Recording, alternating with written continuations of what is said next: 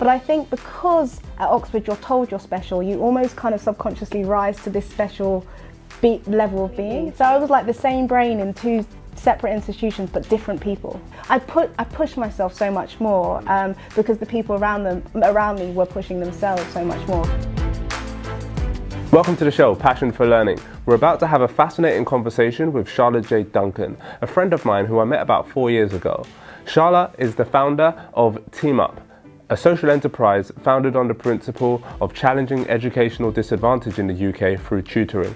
She's also currently the founder of a company called Jaye, where she's disrupting diversity within tech. Sharla is a fantastic and fascinating entrepreneur who we can learn so much from. Welcome to the show, ladies and gentlemen, Sharla Jaye Duncan.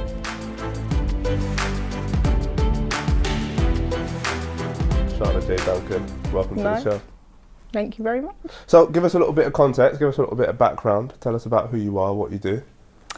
I guess it exists in two forms. One, for the purpose of this video, first 6-7 years of my career was setting up an educational charity. Two, I now work in disrupting diversity in tech. Yeah. Does this video stop and start? No. Is there editing? No. Oh shit, okay. Carry on, continue. So tell us about Team Up. How did that start? What was it that gave you the inspiration to start that charity? Yeah, good. For me, it was completely a chance relationship with someone I met at the age of 14. I, second youngest of 7 kids, like all of my siblings ahead of me, left school with no qualifications, didn't go to uni. And just academically failing was just an accepted norm. Who was failing, you or your peers? Me, my peers, my friends, my community. You fail? I know. Really? I transformed, Jazzy. I transformed. Because when I met you, you were just like a star-studded entrepreneur, very driven, very focused. And we're going to get onto all of the other stuff around your studies and your excellence that you've achieved and stuff. And for you to just tell me that you were failing, it's like, who? Well, the shift happened there, meeting Pavan, someone who went to a private school, and her parents, unfortunately, I think, came into some kind of bad financial situation. She came over to my school, and her mindset was the thing that made me think, wow, there's something different about this person. And she just as we became friends and kind of grew close, she just couldn't believe that someone who she thought was academically and rawly as intelligent as her was at risk of leaving school with nothing. And I was just like, wow, we're from two very different worlds, even though we connect in so many different ways. So what kind of world was she from, and what was her mindset? She was from the world of, the world is your oyster, you just got to go out and get it, you know? Right. She wanted to be a doctor at the age of 14. She's a doctor today. Like, there was no... Just straight. The medical school accepts me. It was like, they will accept me, I will do this, and right. This is what I'm doing going forward. Her brother's a lawyer. And he wanted to be a lawyer when I met him. So it's just, she was almost from the world of, focus, get it, and don't make any excuses. Yeah. I was from the world of enjoyment, relax, enjoying life, which is actually a beautiful world, but it sometimes hampers you from setting aspirations that put you in an uncomfortable position. Got it. You know? It's like anchors, right? What we were talking about before. Exactly. Yeah, exactly. So you had an anchor of, okay, enjoyment, relaxation, chill out, and she had an anchor of drive, succeed, get to where I want to go. Spot on. Got it. And the two worlds are compatible, but we were just so far on the other ends. Mine was, if it gets uncomfortable, stop. So just stop. Yeah, just like, why am I sweating? Yeah. But I'm like that in the gym, actually. Why am I sweating? I don't sweat in the gym. I literally don't. As soon as I start sweating, all right, I'm out. See you later. See, you need to meet Pavan. Okay, no, cool. You're there in every area of your life. But yeah, she taught me the beauty of actually when a purpose is big enough, you will sweat for it. When it's bigger than yourself, when it's important enough to you, it will take you out of your comfort levels. And medicine for her was that, and I just hadn't found what that was for me. Sure. And then Team Up, how did that progress into what you set up? Yeah, so good. So with her support, ended up going from that kid who was at risk of failing to getting A's and A stars with my eyes closed, getting straight A's at A levels, and then reading biochem at King's in London. And you did biochemistry? Yes, I'm a scientist at heart. I'm learning Did so you not much. know this? Hell no. Oh, wow. So when you talk about your neurosciences stuff, I'm like, oh, okay. Okay, cool. That Okay, makes sense. right. I can see that. It's an ongoing learning platform, right? We're just constantly learning. Exactly. And there I realised very few kids like me got into a great university to study such a difficult discipline. And I was like, okay, there are a million kids in my class who are smarter than me. They should be here or doing something they love, you know, but they came from that mindset. So I started Team Up by going to a local school and just saying to the head teacher, this has been my experience. I'm sure you've got a ton of kids who are like me. Is there anything I can do to help? Interesting. And then, so you went to the head teacher of the school, they said yes, and then what was the development from that? How did it grow? How did it scale? So he saw me as free tutoring, of course, right. Just this passionate 19-year-old. Initially I just started kind of tutoring some kids. They initially saw it as detention and were like, how do we get out of this? It's funny that, isn't it? How you can kind of perceive like learning as a negative thing. Like I remember when we used to be in primary school, and I'm sure people that were born in like the 80s would resonate with this. Yeah. When you were in trouble in school, you had to go to detention and write lines. So true. Do you know lines? Yeah, are like the best thing ever. Do you know now? Yeah, when I go home at night, yeah, as like my reflection thing, I write lines. Oh wow! So you're in detention like every night? Right, but I don't see it. But I don't. Basically. That's self-inflicted. But what I'm saying is that I don't literally write lines in terms of like the same thing over and over again. But what I write is my reflections of the day and so on and so forth. And within that comes some repetition because it might be repeated from the day before. And what I'm saying is that writing things down physically on paper, because I went years with just like tap, tap, tap on computer, right? Writing things down physically on computer, and neuroscience proves this, right? It slows down the brain to get you to think more visibly and help to take your thinking into actuality. Yeah, spot on. It's funny, when I was 16, I wrote some creative story and it was part of a GCSE piece, and I typed it up and it just didn't land. Right. And what I had to do, I'm not that old, so you know, I had access to a computer, but what I had to do was just write it out. Like, it was 5 pages long, and I submitted it to this local award, and it won this, like, I don't know, local recognition. But I knew that the process for me was having to write it. My brain needed to be activated. Yeah. And you're right, kind of slowing the pace. And I think a big thing around learning is understanding how your brain works and how your psychology works. Yeah. I was chatting to my friend Michael the other day, and he was telling me that some guys in Silicon Valley, they have this like brain computer now which taps into your human psyche and tells you how you're thinking, why you're thinking certain things, and how to then increase your performance based upon what you're thinking and based upon what your brain is telling you. It's like how it acted in the moment. And it's just so true. But I think having your own interpersonal understanding of how your brain works, like what times are you most functional? What times do you need to chill out? What times do you need to go hard? What times are you best at relating with people? Spot on. And that varies for all of, like, in the car on the way over, you saw me scrunching up loads of pieces of paper. Because my brain works by getting a piece of paper, drawing boxes and diagrams, and go, right, I've solved that problem, move on, do you know what I mean? Yeah. But the plus just that physical act of scrunching something up feels quite cool, right? I'm done. I felt like going, Jazz, look at that diagram. I love it. So talk to us about the scale of Team Up. So where did it go from there, from having that few students to taking it to? So I started off there, was fortunate enough when I graduated. So it started as a student society at university, getting mostly people from the African Caribbean Society who reflected the kids that we worked with at the time to kind of go out and share their knowledge in science, English and maths. That grew like super quickly. People were just passionate about sharing, like the greatest, we were talking about the greatest thing for human being is being able to contribute, you know, and sharing what you know and giving to someone else. So people just got the vibe. They were just doing it like more than I expected, which was amazing. Incredible. And at the end of that, I went on to Oxford to study a master's and actually used a study of academic tuition and looking at how it could be best delivered and how it shapes the kind of aspirations of a young person. Because Pavan, for me, she tutored me, but it wasn't about the tutoring, it was about the mindset that she embedded in me. So I did, I spent the whole year doing an academic study, wrote a thesis, and then took that to apply for funding and to start Team Up. Wow. Incredible, like, so the organisation was kind of going voluntarily, and then I was doing my masters as a student. This is incredible. Go on. And then it just grew. I think I was in the land of super passionate young, but needed to learn a lot about running a business and being an entrepreneur.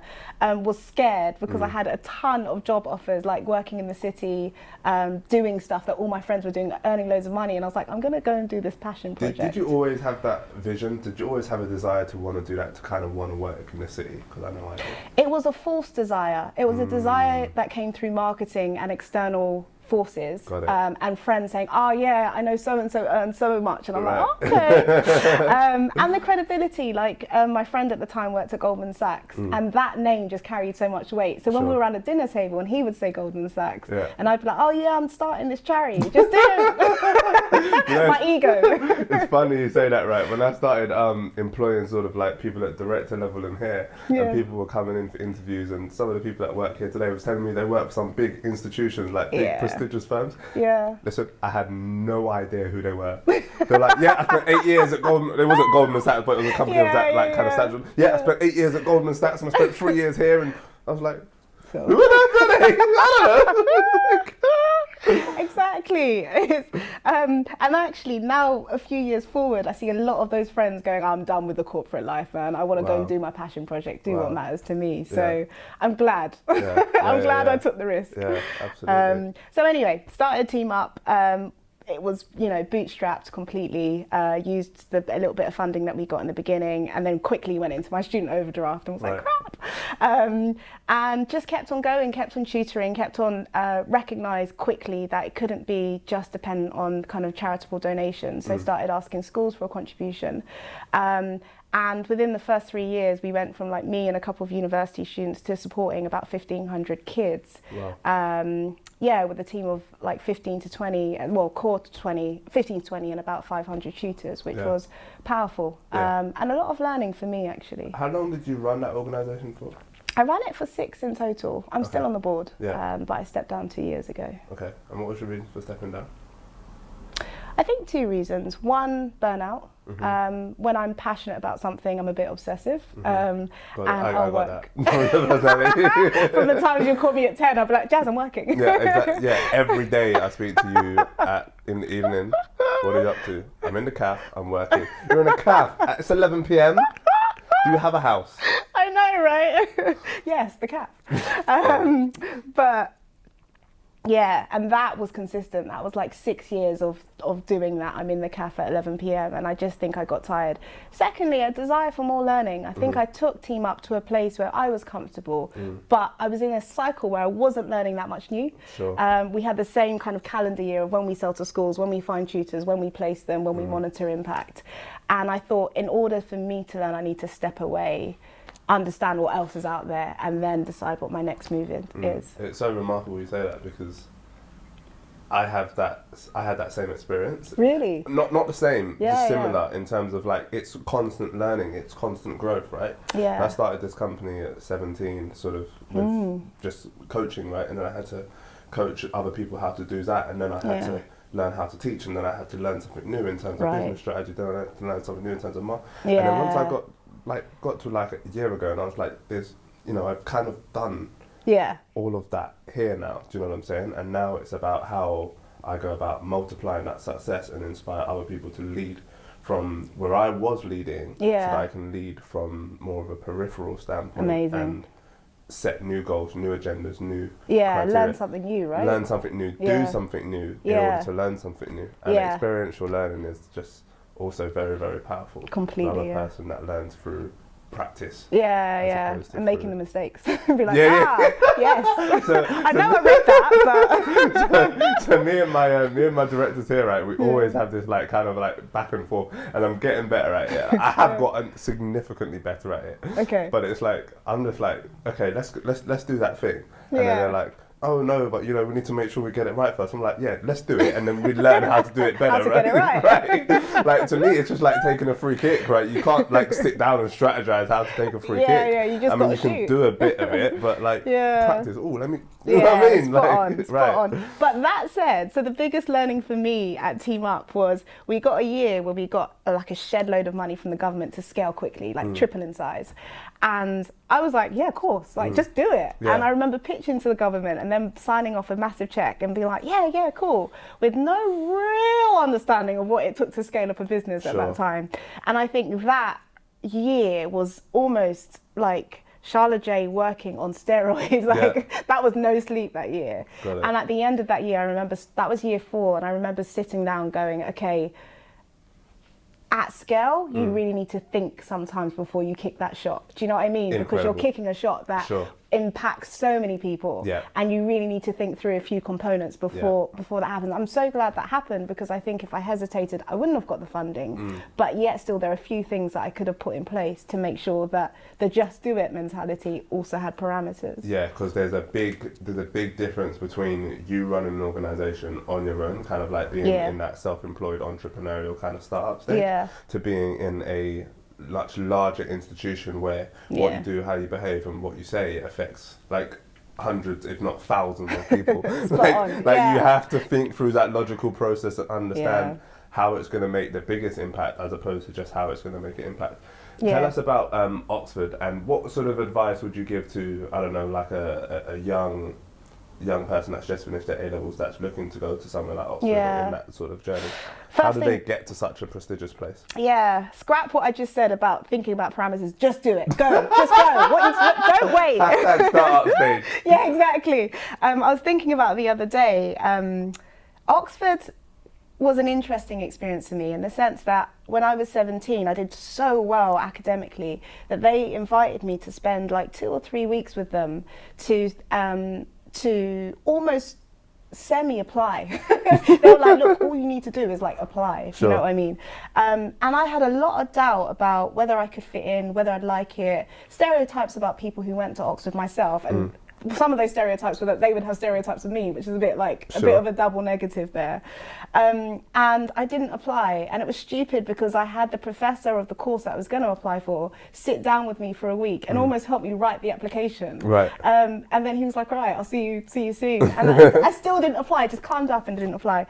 So going back to Oxford as a master's student was a bit of a like, let me just see if I can do it. You know, if I did apply, let's just see if I got in. And how did you find it? Life-changing. It broke down stereotypes. Everyone thinks that an Oxbridge student is super smart. Oxbridge or Oxford? Oxbridge is in the sense that Oxbridge represents Oxford and Cambridge, which is like a term for people who go to those 2 universities. Oh, cool. Yeah. I'm learning something new. Everyone, they come with a baggage of like arrogance, or actually you think they're super smart. They're not. They're human beings who work hard. Like that's all it is. And they're really, really good at problem solving. That's where I got a lot of my kind of problem solving techniques from.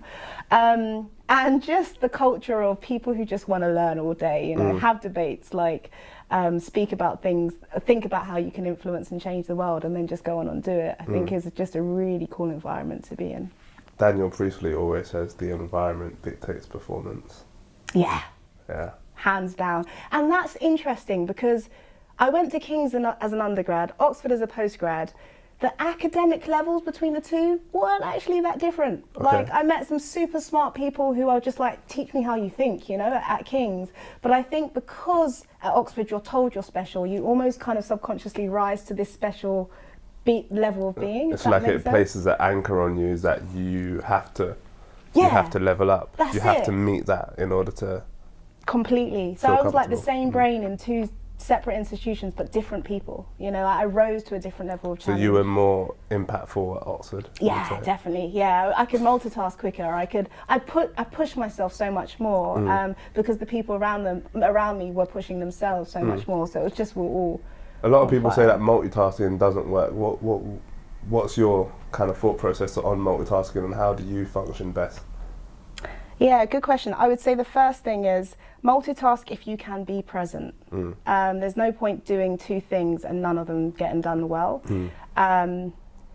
I can only multitask on things that I'm good at, if that makes sense, and that probably takes a level of practice. There are some things that I think if you're just never good at it, just don't try and do both things. Do you know what I mean? Like in the car today, we were silent for a minute because I was like, I can't enter numbers if I'm talking to Jazz. I was like, Got it. but there are other things, like I could be drawing diagrams and talking to you. Yeah, it's like like a lot of the sort of neuroscientists say multitask on sort of low level stuff, things that you don't need to concentrate on. Spot on. And then, 100% focus on anything that needs a cognitive skill and awareness and something that needs to be concentrated on. Sure. Agreed, man. Yeah. Completely. So tell us about where you're at now and what you're doing now and how you're making an impact now. Yeah, so I took a year out, took some time out, worked on a few businesses, really enjoyed them, realised two things about myself. I love enterprise, like I love growing business and understanding how to scale stuff. Secondly, I love disrupting change when it comes to social agendas. I love that. Like if I can make an impact and make money, the world is just beautiful. I wake up to a bed of roses. Do you know what I mean? What is the impact that you want to create? So the impact I am creating is helping people, women and people from minority ethnic backgrounds get into leadership positions in tech companies. For me, it's about getting into leadership positions. And the reason why, I think it still goes back to the story that I shared about Pavan. I didn't aspire to be great because I didn't see anyone who looked like me that was great. You had Oprah Winfrey and that was it. And then the musicians, do you know what I mean? Like, that was you have Oprah, a musician or a sports star. Otherwise... I couldn't sing and I was okay at sports but not good enough. Do you know what I mean? So there was no, and if Oprah Winfrey was the only black woman who's really killing it in a space outside of music and sports, my brain just says that's an anomaly. So for me, having those role models in places of position really shifts a young person's aspirations for themselves. And that's what I'm working on. Yeah.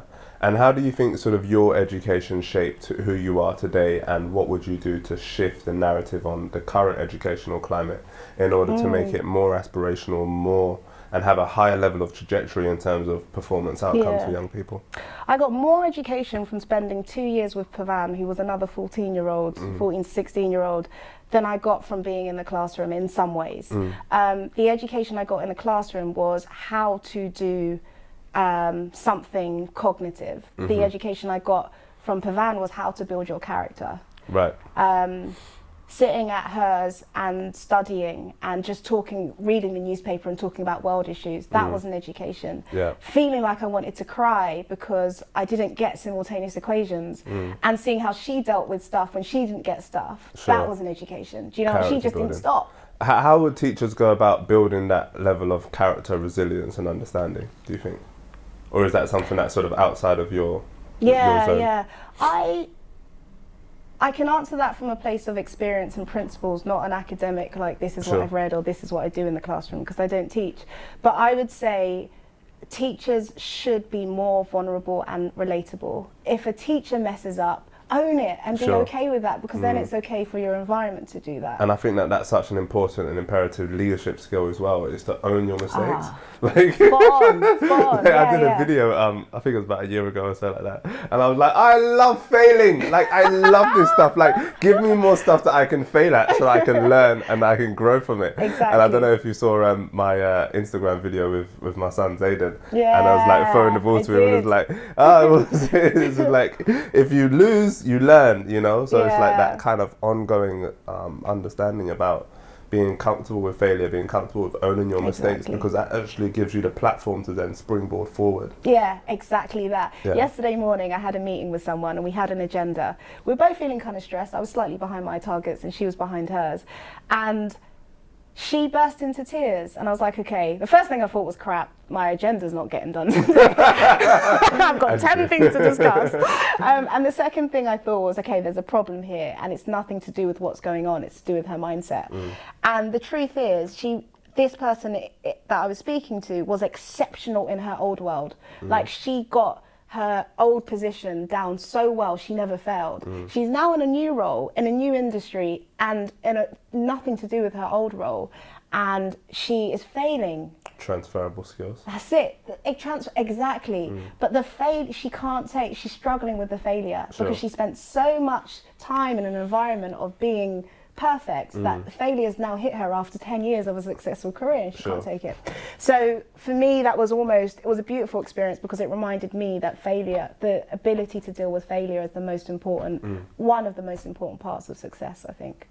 And yeah, it just reminded me, going back to what you said earlier, there was I was watching something with Jim Quick and Tom Billy this morning, and Jim Quick is like a neuro brain scientist. He's one of them guys that kind of just remembers everything. So he goes to an audience of like 1,000 people, and then he says like, right, 50 of you shout out a number from 1 to 100, and then he just and then he memorizes all of those numbers. So that's one of the things that he kind of teaches people to do, is how to memorize. And what he was talking about is you can accelerate learning through, not through rote kind of like just regurgitating the words, but if you do it through sort of practical practice of understanding certain parts of your body and how you think and relating what you're learning to something different, that's how you learn it. And I'm not quoting it sort of verbatim or exactly, like he's phenomenal, like he knows so much more about stuff about it. But the kind of idea that he kind of idea of one of the things that he shares was that when he's listening to all of those numbers, he's not thinking about numbers, he's relating those numbers to certain things, whether it be animals or something like that. So instead of going 51, 25, 16, he's going snake, dog, cat.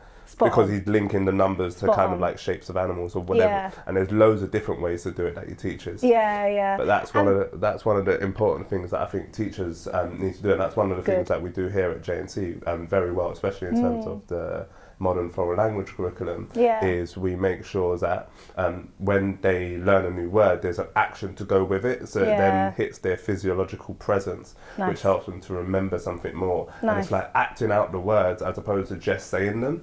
Like, it's so much more powerful, both in terms of fun and engagement. It's like 1, 2, 3. Like, that's boring. Like, who wants to do that, right? And, get into action. And it's so fascinating because like I've been, we've been doing this stuff for a long time here, and to hear like neuroscience experts like validating this, like Jim Quick, it's just remarkable. And you can take learning to the next level through really understanding that relatedness and contextualizing learning.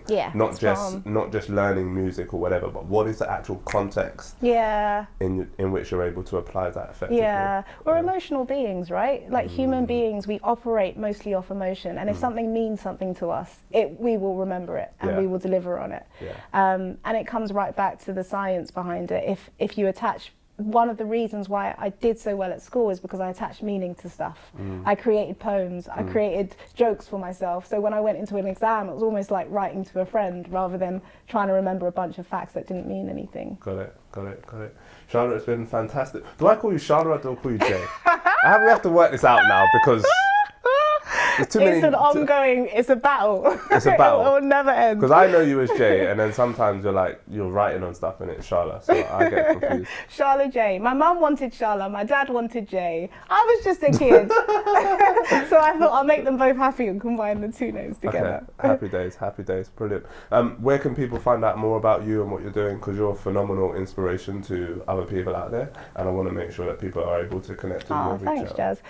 Teamup.org.uk is our website, or just Google my name, Sharla Jaye Duncan. Spelled SHARLA JAYE Duncan, and I'll be on there somewhere. Okay, awesome. Thank you so much for coming on the show. Cheers, Jazz. Woo! It's a wrap.